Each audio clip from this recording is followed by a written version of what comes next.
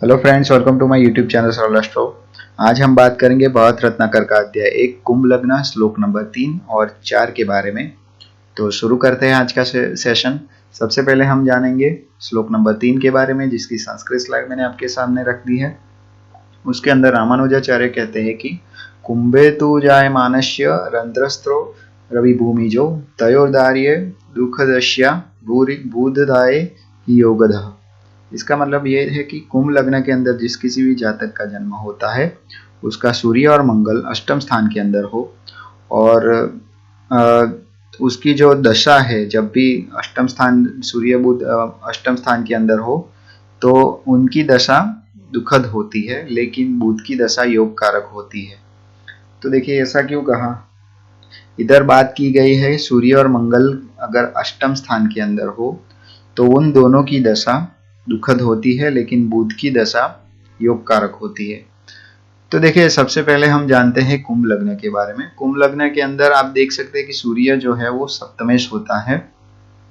सप्तमेश सूर्य है और नैसर्गिक पाप ग्रह है। पाप ग्रह केंद्र के अंदर केंद्र का स्वामी होने की वजह से शुभ फल दाता होता है।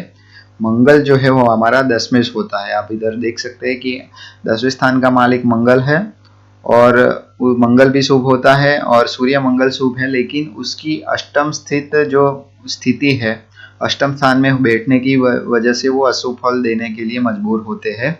मंगल की दृष्टि है वो लाभ और धनदायक स्थान को खराब करती है। आप देख सकते हैं कि उनकी दृष्टि जो मंगल की है वो धन स्थान और लाभ स्थान दोनों को खराब कर रही है। और सूर्य की भी ऐसी ही कंडीशन है। सूर्य की एक दृष्टि होती है, आपको पता है, वो दूसरे स्थान को खराब कर रही है, और वो दोनों स्थान दूषित होने की वजह से आपको उसकी दशा में आपको शुभ फल मिलता नहीं है, अशुभ फल मिलता है। सूर्य और मंगल की जब भी दशा आती है तो आपको अशुभ फल मिलता है और दुख मिलता है। सूर्य मंगल जो है वो बुध की राशि के अंदर है। सूर्य मंगल भावाधिपति होने की वजह से वो शुभ ग्रह है। देखिए आप भाव के हिसाब से आप देखेंगे तो वो शुभ ग्रह है, और बुध शुभ ग्रह के होने के साथ शुभ ग्रह के साथ होने की वजह से वो शुभ फलदाता बनता है। इसी वजह से बुध की दशा के अंदर वो जातक को शुभ फल मिलता है। बुध जो है वो एक चीज ये भी है इसका कुंडली के अंदर की बुध जो है वो पंचमेश होने की वजह से भी शुभ फल देता है। कुंभ लग्न के अंदर आप देख सकते हैं कि पंचमेश ग्रह कौन सा है, तो बुध है। तो बुध की जब दशा आती है तो वो आपको शुभ फल देती है, लेकिन सूर्य मंगल की जब दशा आती है तो वो अशुभ फल देती है। अब बात करेंगे श्लोक नंबर 4 के बारे में। श्लोक नंबर 4 की संस्कृत स्लाइड मैंने आपके सामने रख दी है। उसके अंदर रामानुजाचार्य कहते हैं कि घट जातस्य लग्नस्थो गुरु मंदो द्वितीयगः गुरुदाये मिश्र योगः शनिदाये व योगदः।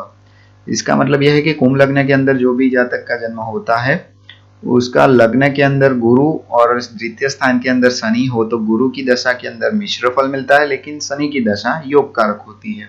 मैं फिर से दोहराना चाहता हूं कि कुंभ लग्न हो और गुरु लग्न स्थान के अंदर बैठा हुआ हो और सेकंड हाउस के अंदर शनि हो तो गुरु की दशा मिश्र फल देती है, लेकिन शनि की दशा जो है वो योग कारक होती है। ऐसा क्यों कहा। तो देखिए कुंभ लग्न के अंदर गुरु जो है वो धनेश और लाभेश दो धनदायक स्थान का स्वामी होता है। तो ये कुंभ लग्न के अंदर आप देख सकते हैं कि सेकंड हाउस का लॉर्ड और 11th हाउस का लॉर्ड, दोनों का लॉर्ड जो होता है वो गुरु होता है, जो कि धन के मामले में आपको उत्तम फल देता है, और लग्न के अंदर बैठा हुआ है, इसी वजह से वो ज्यादा बल देता है इस बात को। इसी वजह से गुरु धन के लिए तो शुभ है, लेकिन पाराशर मत के हिसाब से लाभ स्थान अशुभ स्थान है और द्वितीय स्थान तटस्थ है। आप देख सकते हैं कि पाराशर ऋषि ने हमेशा कहा है कि लाभ स्थान जो होता है वो अशुभ स्थान होता है और द्वितीय स्थान होता है वो तटस्थ होता है। इसी वजह से गुरु इस कुंडली के अंदर अशुभ फल देता है, और धन बाबत शुभ फल देता है। धन के मामले में वो शुभ फल देता है, और दूसरी जो भी चीजें देखनी है आपको तो उसके अंदर वो अशुभ फल देता है। इसी वजह से रामानुजाचार्य ने इधर गुरु की दशा को मिश्र फलदाता कहा है। जब शनि की बात आती है तो शनि इधर लग्नेश होने की वजह से वो शुभ है, और दूसरी उसकी दूसरी राशि भी मकर यानी व्यय व्यय स्थान के अंदर है। आप देख सकते हैं कि शनि जो है वो लग्न स्थान का मालिक है, और दूसरी उसकी जो राशि है, कौन सी राशि है, मकर राशि है, वो व्यय स्थान यानी 12वें स्थान के अंदर हो रही है। तटस्थ स्थान होने की वजह से और लग्न के साथ संबंध होने की वजह से वो शुभ होता है। लग्न की स्थिति धन स्थान के अंदर धनदायक होती है, और गुरु भी इस कुंडली के अंदर डिस्पोजिटर है। गुरु अधिष्ठित राशि का स्वामी है। आप देख सकते हैं कि गुरु खुद धन कारक है और दो धनदायक स्थान का स्वामी है। इसी वजह से शुभ गुरु के साथ बैठने की वजह से, गुरु के साथ संबंध होने की वजह से वो शुभ फल देता है। इसी वजह से शनि की दशा जो है वो आपको शुभ फल देती है इस कुंडली के अंदर, और जबकि गुरु की दशा आपको अशुभ फल या तो फिर मिश्र फल देगी। तो आज हमने देखा श्लोक नंबर 3 और श्लोक नंबर 4। श्लोक नंबर 3 के अंदर हमने ये देखा कि सूर्य मंगल अगर अष्टम स्थान के अंदर हो तो उन दोनों की जब दशा आती है तो वो दशा दुखदायक होती है, लेकिन बुध की दशा जब आती है तो वो योग कारक होती है।